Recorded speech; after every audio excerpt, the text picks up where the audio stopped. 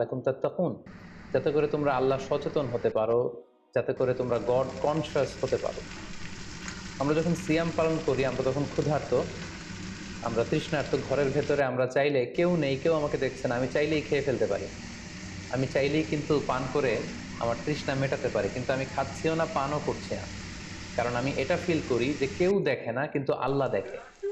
পৃথিবীর কেউ আমাকে দেখছে না, দরজা বন্ধ করে, জানালা বন্ধ করে, ফ্রিজ থেকে ঠান্ডা পানি বের করে, শরবত বের করে আমি কিন্তু ঘরের ভেতরে যখন একা একা থাকি আমি খেয়ে আমার তৃষ্ণা নিবারণ করতে পারি। কিন্তু এটা আমরা কেউই করি না, কারণ আমরা ফিল করি যে পৃথিবীর কেউ যদি নাও দেখে, আল্লাহ সুবহানাহু ওয়া তাআলার চোখে কিন্তু আমরা ফাঁকি দিতে পারছি না।